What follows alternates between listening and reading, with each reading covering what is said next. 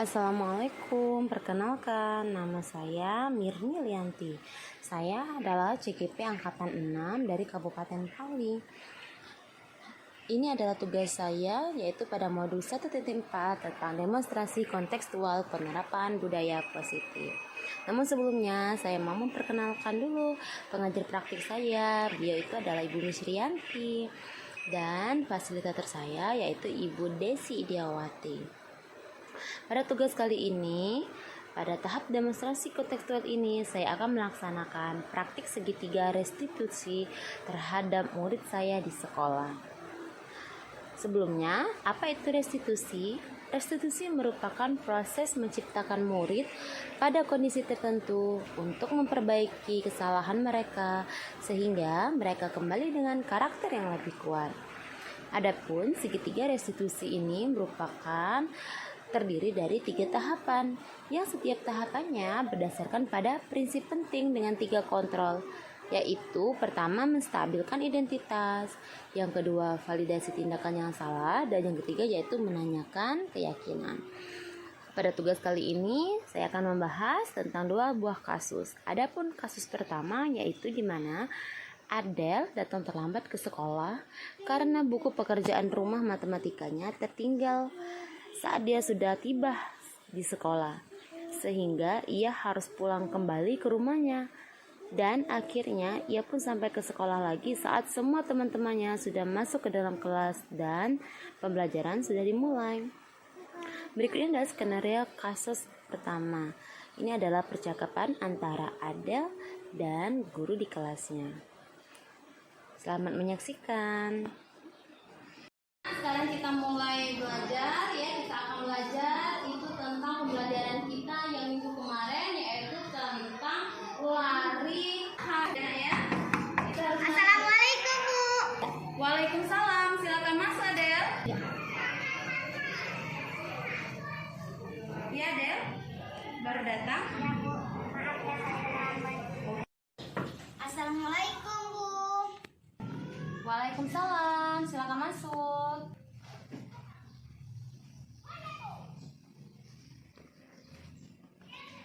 Oh, Adel. Silakan duduk, Adel. Baik, Bu. Oke, Adel, apa Adel tahu kenapa Ibu panggil Adel hari ini ke kantor? Tahu, Bu, karena Adel datang terlambat ke sekolah. Oke, menurut Adel perbuatan yang Adel lakukan ini sudah benar atau salah? Salah, Bu.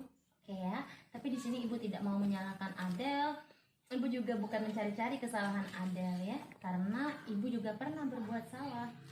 Nah, perbuatan salah itu adalah perbuatan yang manusiawi, Del. Di sini Ibu memanggil Adel karena Ibu mau membantu Adel mencarikan solusi atas perbuatan yang telah Adel lakukan ini. Ya, nah karena Adel hari ini datang terlambat, Ibu yakin Adel ini pasti punya alasan. Kenapa Adel bisa datang terlambat hari ini, Nak? Saya tadi pulang dulu ke rumah untuk mengambil buku saya yang tertinggal, Bu. Makanya saya jadi terlambat. Saya tidak mau dimarahin, Bu. Oh, seperti itu. Ibu bisa memaklumi apa yang Adel rasakan. Karena Ibu juga akan melakukan hal yang sama seperti Adel. Kalau seandainya buku PR Ibu itu ketinggalan, Ibu pasti ambil dulu ke rumah, ya. Karena seperti kata Adel tadi, Ibu juga nggak mau nanti Ibu kena marah nih sama ibu gurunya Ibu, ya. Tapi PR yang sudah Adel ambil tadi sudah Adel kerjakan belum? Udah dong, Bu. Wah, bagus, hebat ya. Karena kalau tidak kamu kerjakan, kamu pasti mendapatkan hal yang lebih lagi ya, karena tidak mengerjakan PR ya. Ya, tapi Adel masih ingat nggak peraturan sekolah kita tentang masuk pukul berapa? Kita masuk pukul 7, Bu. Sedangkan Adel tadi sampai di sekolah pukul 7.45 ya kalau nggak salah Ibu. Itu artinya Adel sudah terlambat ya. Nah, menurut Adel apakah perbuatan Adel ini benar atau tidak? Tidaklah, Bu. Saya tahu saya menjadi tidak disiplin karena pulang mengambil buku PR saya sehingga datang terlambat. Oke, kalau seperti itu ya, kira-kira ya menurut Adel ya keyakinan kelas yang mana gitu yang menurut Adel yang belum Adel lakukan? menghargai dan menghormati Bu karena terlambat. Saya menjadi tidak menghargai dan menghormati teman-teman sehingga jam belajarnya jadi terganggu. Wah, betul sekali. Berarti Adel sudah tahu ya apa dampak dari perbuatan yang sudah Adel lakukan ya nak ya. Nah, Ibu juga melihat jawaban Adel seperti ini, berarti Adel sudah paham tentang bagaimana cara menghormati dan menghargai orang lain ya nak ya. Nah, baiklah, kalau begitu kita pikirkan bagaimana memperbaiki masalah ini. Menurut Adel, kira-kira nih, menurut Adel apa yang harus Adel lakukan sehingga hal seperti ini tidak terjadi lagi nak? Baiklah Bu, mungkin mulai sekarang setelah menyelesaikan PR, saya akan memasukkan buku PR saya ke dalam tas sehingga buku saya tidak tertinggal lagi Bu. Oke, baik, bagus ya. Berarti Adel sudah bisa mencari solusinya ya nak ya. Nah, Ibu harap semoga ya kamu bisa melakukan perubahan yang lebih baik lagi sehingga Adel tidak terlambat lagi datang ke sekolah. Oke? Iya Bu.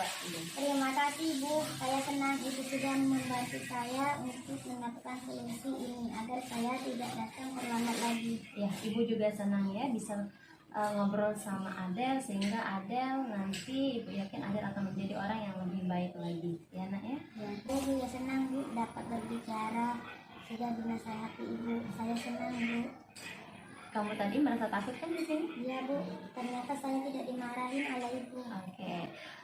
Ibu yakin kamu anak yang baik, kamu tidak akan melakukan kesalahan lagi. Ya nak ya? Adapun kasus kedua yaitu menceritakan tentang seorang anak laki-laki yang bernama Hakim. Hakim ini adalah anak kelas 5. Pada suatu hari Hakim tidak mengerjakan PR-nya, sedangkan semua teman-temannya mengerjakan PR. Maka saat jam istirahat, akhirnya Hakim dipanggil oleh Ibu Mirni sebagai wali kelas 5.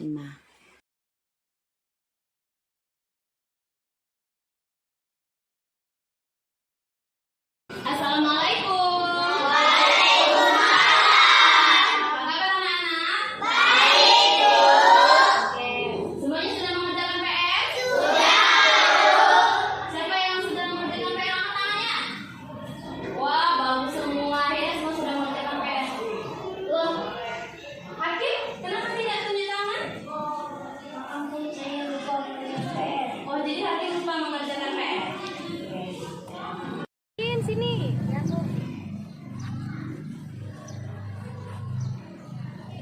Bagaimana keadaan kamu hari ini, Hakim? Baik Bu. Baik. Kamu tidak sakit? Tidak Bu.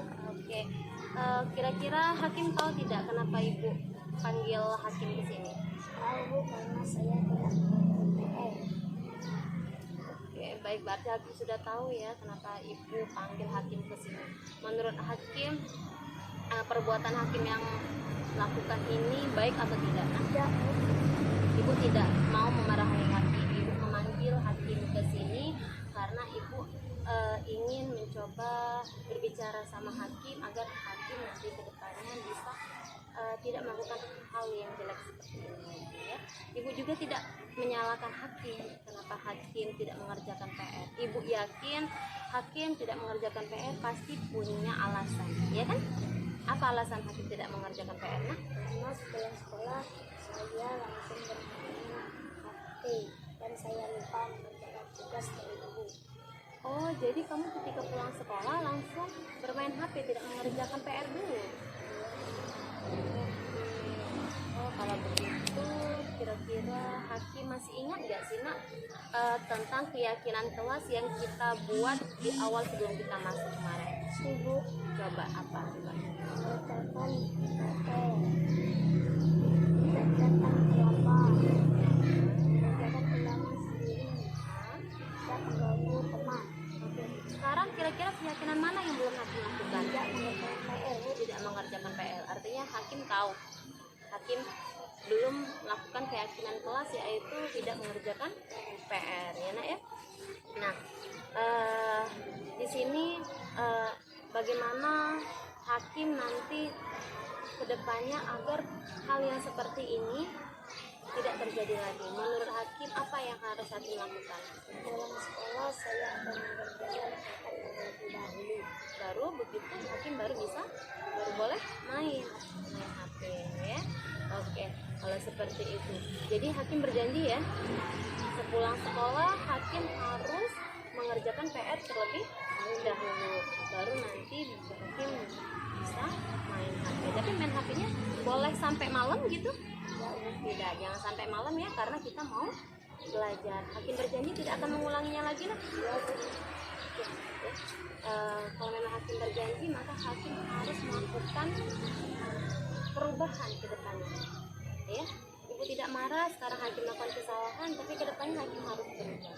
Hakim harus berubah untuk lebih baik lagi. Ya nak ya? Hakim berjanji akan berubah? Ya Bu, saya akan berjanji. Saya akan berjanji berubah. Saya minta maaf Bu. Ibu maafkan kali ini. Ya nak ya? Bagaimana perasaan hakim? Saya ibu panggil ke sini. Saya merasa salah Bu, karena saya tidak mengerjakan PR. Setelah ibu panggil ke sini, bagaimana perasaan hakim? Sudah lega?